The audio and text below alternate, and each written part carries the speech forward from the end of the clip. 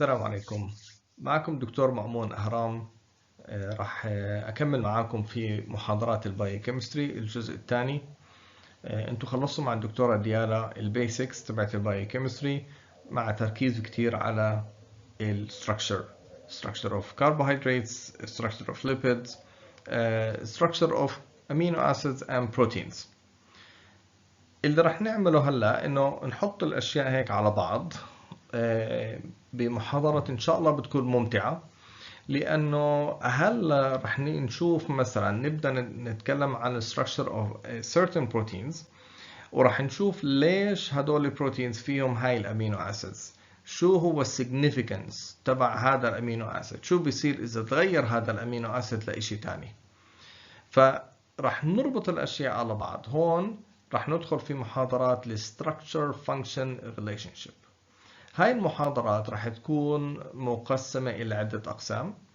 رح نبلش اليوم إن شاء الله بالفايبرس بروتينز كإكزامبلز.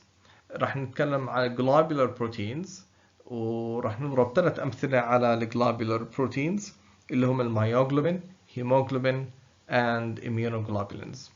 بعدين بالنسبة للهيموغلوبين رح نفصل فيه شوية أكتر، نتكلم على عن الستركشر، رح نتكلم عن الريجوليشن تبع الهيموغلوبين، ورح نتكلم كمان على الهيموغلوبينوباثيز، الأمراض المتعلقة بالهيموغلوبين. وبعدين ندخل في الانزيمز، والانزيمز يعني بحر. تقريبا عندنا 6-7 محاضرات على الانزيمز. نبلش بالانترودكشن والكينetics، وبعدين الريجوليشن والكوفاكتورز اللي هم زي الفيتامينز، وبعدين بنخلص بمحاضرتين على techniques analysis of proteins. ماشي. فبدنا نتكلم على البروتينز. هلا انتم تعلمتوا البروتينز عبارة عن polymers of amino acids، وعندنا 20 different amino acids and they differ. في عندنا الهيدروفوبيك، عندنا الهيدروفيليك، عندنا الcharged، عندنا possibly charged، negatively charged and so on. عندنا السمول وعندنا اللارج. هلا هاي البروتينز we can categorize them وبنحطهم ب different categories according to their function. فعندنا مثلا الانزيمز اللي راح نتكلم عنهم later on إن شاء الله. عندنا برضو البروتينز ممكن يكونوا transport molecules مثل الهيموغلوبين اللي بالبلد، بالريد بلد سيلز، ممكن يكونوا channel proteins على السيل سيرفيس. البروتينز كمان ممكن يكون لهم function بالcontraction، بالmotion، cell movement أو cell contraction، خصوصا لما نتكلم عن المسلز. اوكي. بروتينز ممكن يكونوا structural، يعني الفانكشن تبعهم basically هو to maintain the structure of a cell أو tissue أو body. وهاي محاضرة اليوم راح نتكلم عن على 3 بروتينز اللي هم الكولاجين والكيراتين والإلاستين. هلا proteins can be involved in defense زي الانتيبوديز او الاميونوجلوبولينز، نفس الشيء، سواء حكينا immunoglobulin او حكينا antibody it's the same thing. بعدين البروتينز ممكن يكونوا الفانكشن تبعهم بالسيجنالينج زي الهرمونز، زي الريسبتورز. الهرمونز اللي هم they travel a long distance in blood for example from one area اللي هي secretory cells لا يروحوا على التارجت سيل. وممكن يكونوا البروتينز ريسبتورز على السيل سيرفيس اللي بيستقبلوا الليجندز او زي الهرمونز او السيجنالينج مولكيولز. البروتينز كمان ممكن يكونوا toxins as well، okay، زي الانتروتوكسينز for example. ف basically the idea ان البروتينز فيهم variety of functions and as a result هاي البروتينز راح يكون لهم كمان different structures، وهاي الستراكشرز again إلها purpose. Overall, the proteins can be divided into 2 types. التايب الأول fibrous، بمعنى إن they look like fibers، فهدول elongated proteins. Okay, they are mainly they form a secondary structure اللي هو زي الهيليكال structure mainly. البروتينز كمان ممكن يكونوا globular as well. globular جاي من كلمة globe يعني زي الكرة الأرضية إنه إشي مدور، فممكن يكونوا rounded or globular. هدول البروتينز لهم 3-dimensional structure. Okay? And they can be composed of different secondary structures. فممكن يكون في multiple alpha helices، ممكن يكون في turns, beta strands, and so on. Examples على الفايبرس بروتينز اللي هم الثلاث راح نتكلم عنهم اليوم إن شاء الله: الكولاجينز، إلاستين، and كيراتينز. وعندنا الجلوبولار بروتينز راح نتكلم later on على الميوغلوبين، هيموغلوبين، and immunoglobulins إن شاء الله. نبدأ بالفايبرس بروتينز. هلا البيربس تبع الفايبرس بروتينز هو structural، يعني to maintain a structure. اوكي؟ فالبروتينز خصوصا هدول they make up the extracellular matrix اللي هو ال network of proteins موجودين برا السيلز. فعندنا السيلز بالسيل سيرفيس، جوا السيل عندنا الاكتين، وبعدين في ريسبتورز. هدول الريسبتورز they interact with the extracellular matrix proteins اللي هم elongated fibers. اوكي؟ ففي connection اذا بين السيل مع الماتريكس بروتينز. هدول الفانكشن تبع الماتريكس يعني it's very critical. لهم دخل بالسيجنالينج. مثلا بكون في عنا two cells connected to each other via a matrix protein. okay? ف this is how they can transmit signals بين بعض. إذا بتتذكروا وإحنا صغار كنا نلعب اللعبة اللي هي العلبتين معدنيات وبينهم خيط، فالواحد لما يحكي بين من علبة معدنية بوصل الصوت للطرف الثاني عن طريق الحبل. فنفس الإشي يعني you can imagine نفس الإشي بالنسبة للسيلز إنه they can communicate with each other via these matrix proteins. شغلة ثانية as well إنه ممكن هذا الماتريكس يكون reservoir، يعني it reserves, it conserves, it stores signaling molecules أو nutrients أو they can interact مع هدول and so on. okay? ف basically the idea إنه الماتريكس is very important for the physiology of our body. فإحنا في عنا different matrix proteins. من هدول الماتريكس proteins هم الكولاجينز. And we're not talking about a single protein, rather عنا different collagen proteins. هدول إذا بتلاحظوا بالillustration اللي موجود عندكم هون they are thick strands of proteins and they can interact مع السيل either directly مع الريسبتور زي ما هو موجود هون أو they can interact indirectly إنه يربطوا مع بروتين وهذا البروتين هو اللي عامل connection مع السيل. أوكي؟ فخلينا نتكلم على الكولاجينز هلا. So الكولاجينز they are basically a family of fibrous proteins and there are 40 different types of collagen molecules. هدول الكولاجينز they are so important in multicellular animals إنه they are the most abundant proteins in mammals.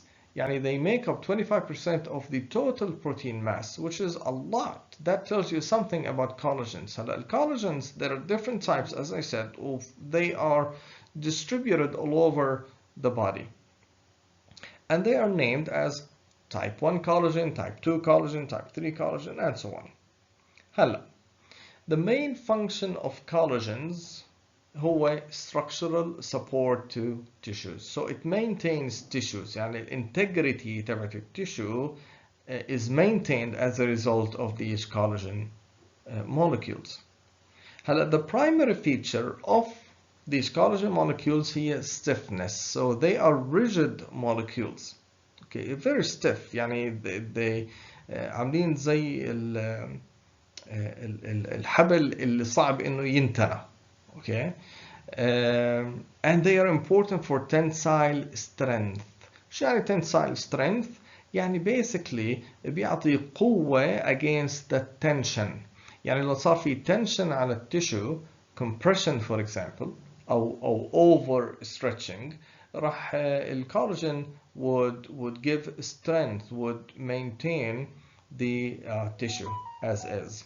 فعندنا مثلا يعني this is just in one study إنه أخذوا التو region تبعت rabbits and they applied strain. They stretched the tissue, they increased the stretching. As they increase stretching, stress of course increases. It makes sense, right? هلا what happens إنه هذا التشو it's maintained. بعدين ممكن إنه يصير في trauma. بعدين ممكن يصير في injury. لكن at a certain point راح يكون في failure. يعني ال collagen would not be able to maintain the tissue. لكن until the body gets to this point احنا عندنا a lot of strain that can be applied on the tissue where the molecule that is responsible for handling هذا الستريس هو الكولاجين. طيب نيجي نتكلم على ال overall structure of collagen. How does it look like? Collagen is actually a triple stranded molecule. طيب. And it is a helical molecule. طب ايش يعني triple stranded? It means that we have 3 strands. Okay. Each one of them is known as an alpha chain. Alpha collagen chain. فعندنا 3 of them and they are helical. Okay. بتعرفوا ايش كيف الستراكشر تبع الهيلكس. So they are helical strands and they intertwine around each other or they are wound around each other, meaning انه بلفوا حوالين حالهم حوالين بعض. هلا لما يكون انا عندي just one chain احنا بنسميها an alpha chain. لكن لما يكون عندي 3 ملفوفين حوالين بعض بنسميهم tropocollagen, and this is the basic unit of the collagen molecule, a functional collagen molecule اللي هو tropocollagen. هلا the difference between a collagen molecule and an alpha helix لأنه collagen is helical, right? The difference between an alpha helix and a collagen molecule in a collagen molecule is much more extended. يعني per turn عندنا less amino acid residues per full turn than the regular alpha helix. هلا what happens إنه collagen is produced, synthesized inside the cells, and then it gets released. And what gets released هو what is a molecule known as a protocollagen. Okay, اللي هو basically the tropocollagen itself. Okay, so the tropocollagen is released. 5 of them polymerize into what is known as a microfibril. يعني 5 or so. Okay, so يعني don't overemphasize the number. هلا بيصير عندنا microfibril. هدول المicrofibrils they are stabilized by cross-linking, by covalent linkage. هلا بنتكلم عنها. A group of microfibrils get together, they stick to each other برضو by cross-linking forming a fibril. وبعدين هدول الفايبرل molecules, several of them can combine forming a fiber. هلا الفايبر can be observed under the light microscope. So it is a thick molecule. الفايبرل can be observed under the electron microscope.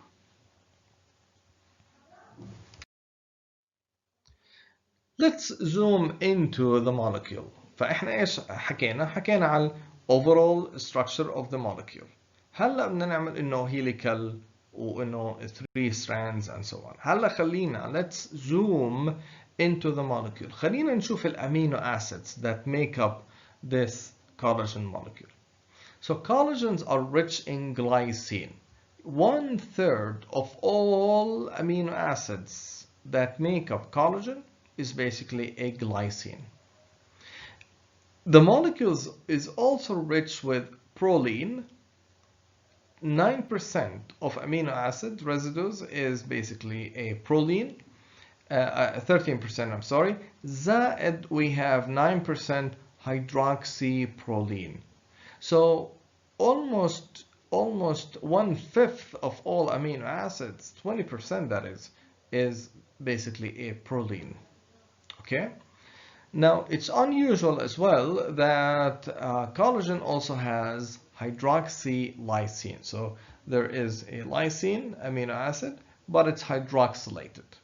Okay. Now not all lysines are hydroxylated. Some lysine residues are hydroxylated. Now the primary structure, the sequence of amino acids basically is a glycine followed by any amino acid followed by any amino acid. Usually these two amino acids are proline and hydroxyproline. So what you have in here is something like glycine followed by hydroxyproline followed by a proline and so on. So that's how it looks like. Now, notice something else in here, in this molecule, is that in addition to proline and hydroxyproline, and both of them are in general hydrophobic, especially proline. Now, there are also other hydrophobic or aliphatic non-polar amino acids that make up the molecule. Now, notice that these large amino acids, tyrosine and phenylalanine, they hardly exist in the molecule, and there is hardly any tryptophan. And we will know why in a few minutes. Okay. So, what are the purposes of these amino acids? Well, glycine, if you remember, is a small amino acid. It is the smallest amino acid. The R group of glycine is just a hydrogen, and that's it. Now, what happens is that if you look at a tropocollagen and look at the 3 strands, so these are the 3 alpha chains. That's an alpha chain, that's another, and that's a third one. So they intertwine around each other. And if you look at the position of the amino acids, the glycine with the X's and Y's, notice that the glycines are localized or located internally inside the alpha, inside the tropocollagen. So if you look at the tropocollagen from top, so this is a top view, you're looking at the cylinder, الأسطوانة. If you look at it, you would notice that inside or oriented into the inside of the molecule, you have the glycine residues. So why is that? This is because glycine helps in packing the strands around each other. Because there are no R groups, or the R group is just a hydrogen. This means that these 3 amino acids hardly have any repulsion if they get close to each other, because there is no large R group. This helps in packing the molecule, in getting the 3 strands together. مع بعض بتدحشوا, packing. So it's almost like الحبل هذا, الروpe, بتلاحظ انه it's not really a single thread, مش خيط واحد. Rather, you have many of these threads that intertwine around each other several times. هلا كل ما كانوا هدول الحبال أقرب لبعض كل ما كان الحبل أقوى. Okay. نفس الشيء collagen molecule, the 3 strands are very close to each other. They are tightly packed because there is a glycine, and that helps in packing the molecule.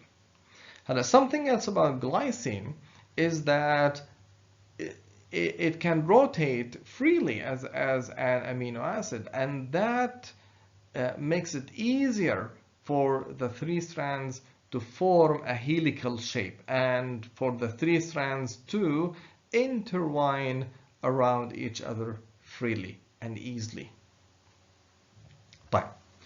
So that's glycine, which makes up 33% or 1/3 of all amino acids. How about proline, which makes up 13%, and we have hydroxyproline as well. طب ايش البurpose تبع البرولين؟ It creates the kinks. It creates the helical structure. Okay. هلا بيجي واحد ممكن ينط ويحكي لحظة شوي، انتوا حكيتوا لنا انه البرولين دائما بكون باخر الالفا هيليكس، يعني overall بكون باخر الالفا هيليكس to break the alpha helix, and this is right. البرولين دائما بكون، او مش دائما بس بكون باخر الالفا هيليكس لانه it's a rigid molecule, it cannot rotate, it cannot form hydrogen bonds easily. معناته it breaks the alpha helix. الكونتينيوتي هذه السموثنس تبعت الهيليكس بروح because of proline. So فبيجي واحد بيقول لي طب وكيف يعني انت بتحكي لي هون ان البرولين makes the helical structure of collagen? And I say yes. لأنه what happens إنه لما أنت تحط برولين it makes a kink. kink يعني إيش؟ طعجة انحناء. يعني مثلا الواحد اللي شعره ملفوف اللي بنسميه فلافل، صحيح؟ ليش؟ هذا kinky hair، مطعوج. ليش؟ well anyway we'll talk about hair يعني بعدين. بس the idea إنه proline what it does إنه it creates the helical structure and it keeps on breaking the smoothness of the peptide bond أو ال continuity of the strand. Okay, so it keeps on creating. So every time you have a proline, you have a kink طعجة that is created, and that creates the helical formation or the helical conformation of the alpha chain. هلا something else about proline إنه as an amino acid, it is a rigid molecule, right? So that gives rigidity to the collagen molecule as a whole. So now we understand the purpose of these two amino acids and why we have so many of them. Well, how about hydroxyproline? Hydroxyproline is very important. The importance of hydroxyproline can be exemplified, it can be illustrated here in this chart. Here you have a collagen that has hydroxyproline. That's a normal collagen. And this is a collagen molecule that does not contain hydroxyproline. Now, this is the helical content, the formation of the tropocollagen itself. And this is temperature. You have increasing temperature right here. So notice that normal collagen is quite stable even at temperatures of about 40 or 42. Now it decreases, of course, at higher temperatures because temperature breaks up the van der Waals interactions. Now, but if you have a collagen that does not have hydroxyproline, it's not stable whatsoever. So even at body temperature of 37, you notice that the helical conformation of collagen is gone. So what's the importance of hydroxyproline? It's the hydroxyl group. It allows collagen to form hydrogen bonds between the three strands.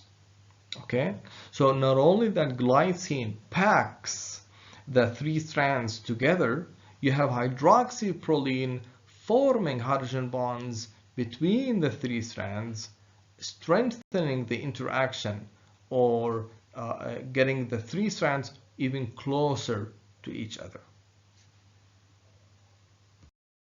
هلا طب hydroxylysine, we said collagen contains unusually hydroxylysine.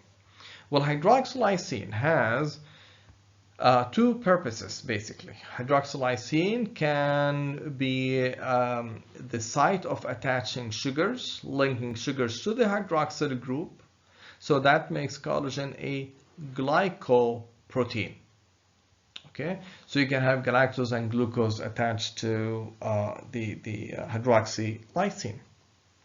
Now the thing about sugar molecules here is that these are also sites of interaction between cells with collagen. So the sugar molecules would allow collagen molecules to interact with cell receptors, cell surface receptors. So this is one way by which cells can recognize the matrix proteins, that is the sugars. Okay, so sometimes it's really the interaction is more complex, because sometimes you can have the interaction between the receptor with both the sugar molecule as well as the amino acid. Okay, so but the importance of sugar molecules here is that they allow cells interact with collagen. Well, that's one purpose. How about the other purpose of hydroxylysine? Well, it's also the same purpose of a lysine molecule or lysine residues in collagen.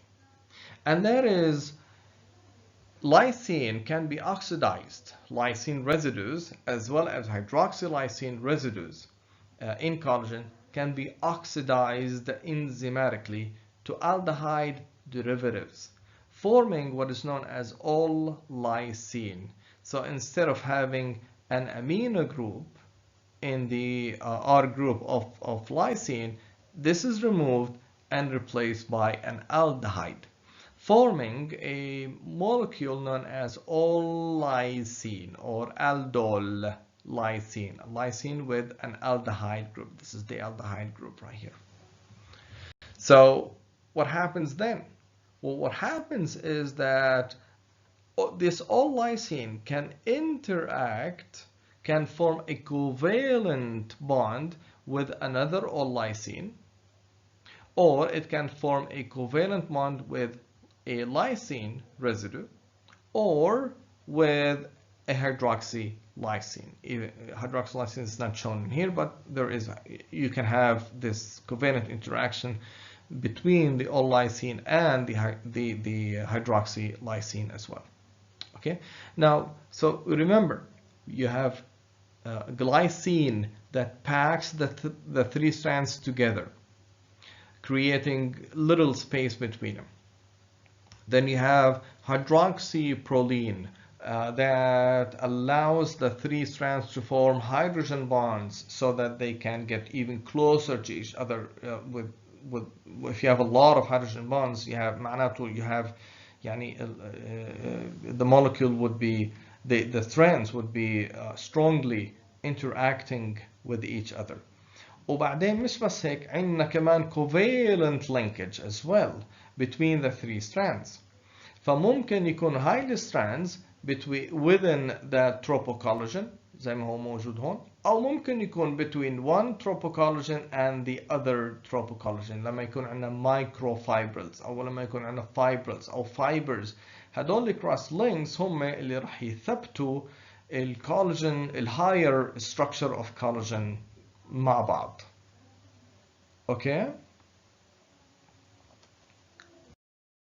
طيب، فالكروس لينكينج is very important، والدليل على هذا الكلام انه لو الكروس لينكينج is inhibited that would cause certain conditions. اوكي في syndromes وفي diseases related ل deficiencies of oxidation of lysine or hydroxylation of proline or lysine. Okay, so that would make tissues fragile.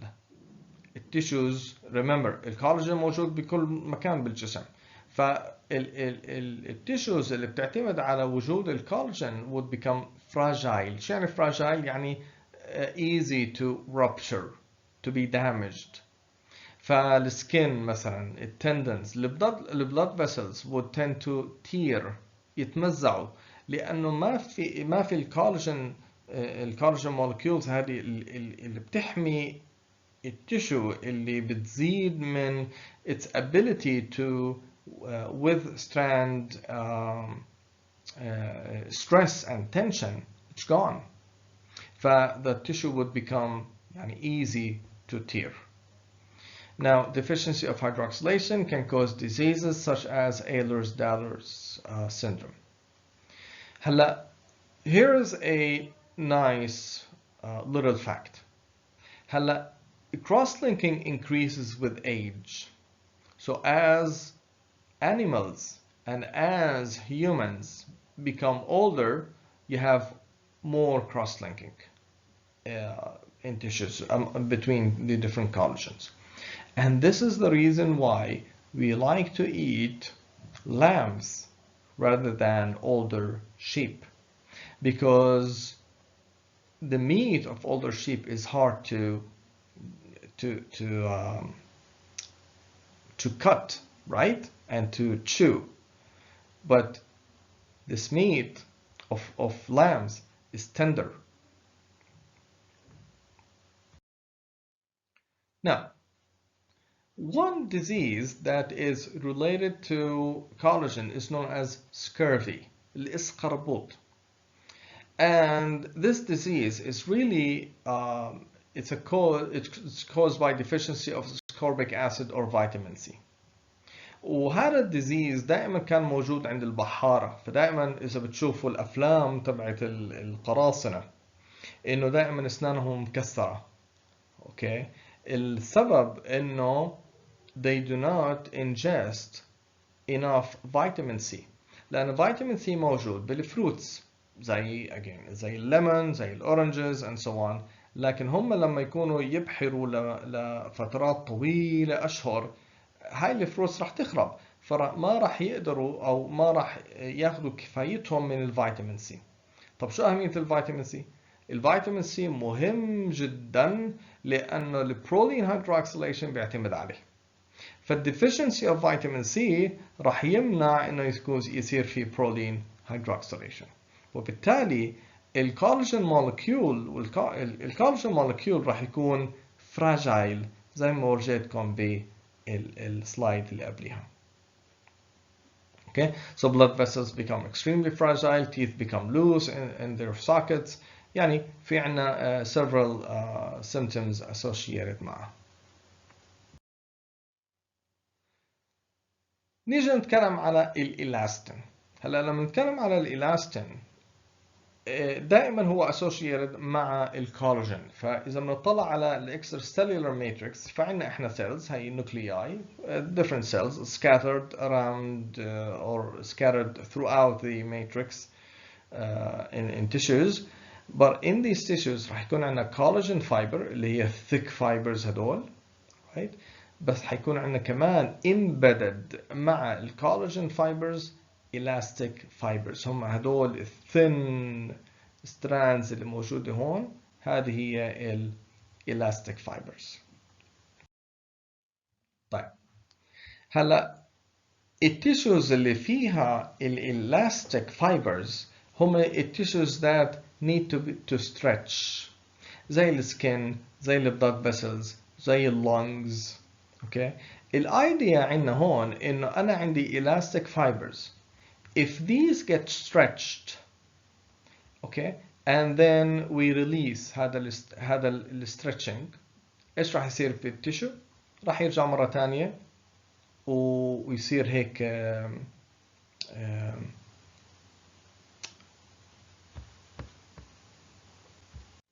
ويرجع لطبيعته. اوكي، an excellent example، احنا بنحب هيك نلعب بخدود البيبيز، مش هيك؟ وبنضلنا هيك نمسكهم ونمطهم، بس ابدا ما راح يطلعوا بايدينا. ليش؟ لانه اول شيء they can be stretched لانه فيهم elastin او elastin fibers، right؟ لكن ما بيطلعوا بايدينا. ليش؟ لانه عندنا collagen، والcollagen would maintain the integrity of that tissue. هلا so اللي بيعملوا هاي elastic fibers انه they provide tissues with resilience, so they can be stretched but at the same time once the tension is gone, once the stretching force is gone, the tissue would get back to its normal shape. Now these elastic fibers, they are again they are embedded with collagen fibers as well. هاي elastic fibers من ايش معمولة؟ معمولة من بروتين اسمه elastin. فالمajor component of these fibers, elastic fibers, is elastin. هلا هذا elastin is highly hydrophobic. هلا look at this. So you have elastin is a hydrophobic molecule. فعشان هيك هدول الفايبرز كتير مجمعين على بعض because of these hydrophobic forces. Now once they are stretched, they get back to each other لأنه they like to, the hydrophobic forces, they like to form forces with each other. Okay. Elastin contains hydroxyproline, but there is no hydroxylysine. لأنه ما في hydroxylysine, it's different than collagen, being not glycosylated. So it is not a glycoprotein. لكن hydroxyproline شو أهميته؟ Again, formation of hydrogen bonds مثل collagen. The primary component is known as tropoelastin. وهذا التروبوإلاستين برضو عندنا الكروس لينكس ما بين الليسين very similar to the collagen molecule. طيب إذا بنطلع actually على distribution of amino acids بالإلاستين بروتين. هلا إحنا عرفنا كيف بالكولاجين. طب والإلاستين بروتين إيش؟ هذا الإلاستين بروتين فيه segments. فعندنا hydrophobic segments وin between عندنا cross-linking segment. The cross-linking segments فيهم alanine and lysine. So كتير alanine and lysine. الpurpose تبع الليسين هو إنه cross-linking إنه يصير له oxidation, aldehyde group, or lysine and so on. طيب. والهيدروفوبيك segments هي اللي بتخلي المولكيول again مترابط هيك مع بعض. الالاستين بروتينز كلياتهم جايين على بعض. طيب هيك احنا خلصنا. فلاحظوا احنا ايش عمالنا بنعمل هون؟ عمالنا ندرس البروتين، ندرس الفانكشن تبعه، ندرس شويه على الستراكشر تبعه، و at the same time نشوف ايش هو البرايمري ستراكشر تبعه، الامينو اسيد ديستريبيوشن، وايش اهميه هاي الامينو اسيدز. نيجي على ثالث نوع من الفايبرس بروتينز اللي بدنا نتكلم عنه اللي هو الكيراتينز. الكيراتينز هم actually two classes of proteins, alpha and beta keratins. الالفا كيراتينز فيهم mainly alpha helices والبيتا كيراتينز mainly فيهم beta strands. احنا راح نركز على الالفا كيراتينز. هدول الالفا كيراتينز هم الميجر بروتين اللي موجود بالهير والفينجر نيلز as well as animal skin. هلا what characterizes alpha keratins انه it has high content of cysteine residues. فاول ما تسمعوا cysteine شو بخطر على بالكم؟ disulfide bonds. اوكي؟ هلا بنحكي على اهميتهم. طيب فالالفا كيراتين basically احنا عندنا an alpha keratin chain واحده. It's a helical molecule. Two of them get together forming a dimer. هذا الدايمر اسمه coil dimer. two dimers ملفوفين حوالين بعض. اثنين بين هدول بيجوا على بعض and they form what is known as a tetramer. هلا التترامر هدول راح يجوا يرتبطوا مع بعض head to tail. فالمولكيول نفسه الدايمر اذا بتلاحظوا فيه head وفيه tail.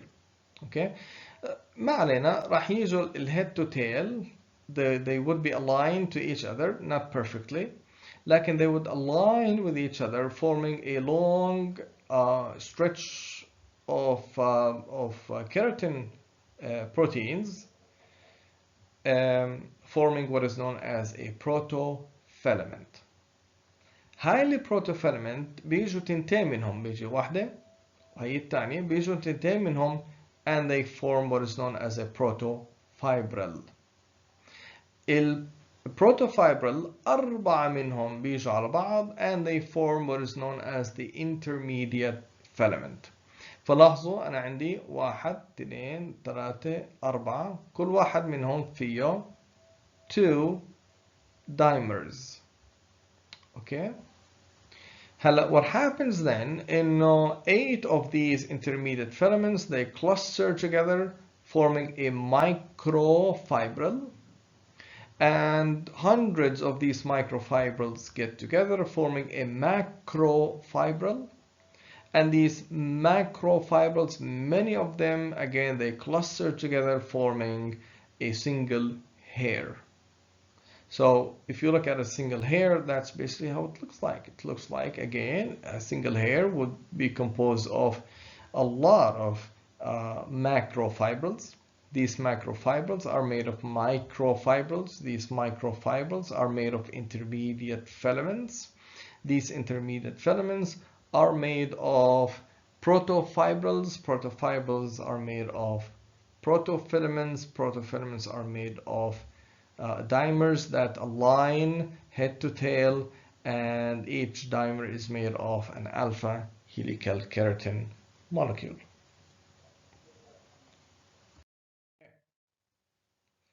Well, how about in nails? I mean, we understand how it looks like in hair now, but how about nails? It's different. Hair can be cut easily. It can be bent. But the same is not true for nails. Well, nails are also composed of alpha keratin. Same thing, except that the disulfide cross-linking is more extensive in fingernails than in hair. And this is why nails are harder, because of these cross-links, disulfide bonds, cross-links. Now, so I love this picture because it just shows you that women are willing to do anything to look beautiful. Okay, so let's talk about hair design now. Well, you notice that some people have wavy hair, other people have straight hair. And girls who have straight hair all of a sudden they go to a salon وبصير بيطلعوا شعرهم wavy، وبنات شعرهم wavy بيحبوا انه شعرهم يصير straight and so on. Well, شو بيصير عندهم؟ او مثلا واحدة بدها تروح على حفلة تاخذ لها شاور، شعرها بصير straight، بتلفه وبتنشفه بالسشوار، صح؟ وبعدين بتشيل الرولز وبتروح على الحفلة. على آخر الحفلة شعرها راح يصير شوية هيك، حيبدأ يتخربط مرة تانية. بترجع بتاخد شاور، إن شاء الله بتاخد شاور، وإيش بيصير بالشعر؟ بيصير ستريت مرة تانية. طيب إيش اللي صار عندنا هون؟ اللي صار هون إنه الستراندز الألفا كيراتينز هدول they are linked to each other via hydrogen bonds. فإيش بيعمل الwater molecules? They break the hydrogen bonds between the chains. فإحنا بنحكي على روابط reversible, right? So what happens إنه الواحد لما ياخد له شاور كل الهيدروجين bonds they get broken. فالشعر بصير straight، لكن أول ما ينشف إيش بصير فيه؟ بيرجع لطبيعته مرة تانية، بيبدأ بيصير في عنا reformation للهيدروجين bonds. اوكي، فالبنت لما تاخذ لها شاور او تبل شعرها وبعدين تلفه وتنشفه بالسشوار، هي what she's doing really انه she's reforming الهيدروجين bonds بالهير. فلما تروح على الحفلة بيبدأ شعرها يبدأ يتخربط، خصوصا على الرأس والعرق والمش عارف ايش، فبصير الشعر ويت، فبيخرب الهير ديزاين، التسريحة اللي هي عاملاها. ولما ترجع على البيت again كله بروح، لأنه again تاخد شاور whatever بالشعرها it's gone again. So it's temporary ويف عماله بصير احنا عندنا هون. طيب لما البنت تدخل على الصالون وتطلع وشعرها بكون ستريت بصير ويفي او العكس، ايش بصير عندنا هون؟ بنسميه، هذا اللي بسموه البيرم، وكلمة بيرم جاي من كلمة permanent. فاللي بصير عندنا هون البيرمننت ويف هو بيسكلي انه الشعر بضل بنفس الديزاين لفترة اشهر لحديت ما يطلع الشعر الجديد. الشعر الجديد حيكون ماخذ هو النورمال ديزاين تبع الهير للشخص. فبتلاقي مثلا الشعر القديم ملفوف، لكن الشعر اللي طالع جديد ستريت، او العكس. اوكي، طب ايش كيف عملنا احنا هذا البيرم؟ هون البيرم انعمل من reformation of disulfide bonds. فاللي بيصير انه البنت بتحط على شعرها a reducing substance، فكل disulfide bonds between the keratins they're gone, they are reduced. وبعدين بتلفه وبتحط oxidizing agent. فلما تلفه ويصير في formation of different cross links of disulfide bonds، الشعر بياخد شكل جديد. طبعا انه يتحول الشعر من wavy ل straight هو basically انت بس حط ال reducing substance and that's it, and remove it. You don't have to add an oxidizing agent. اوكي، مش عارف، يمكن they add oxidizing agent، عمري ما رحت على صالون ستات. بس anyhow, so the idea انه في عنا بالpermanent wave شو صار عنا هون؟ صار عنا انه reformation of the disulfide bonds. Okay, so this is why biochemistry is beautiful. الله معكم.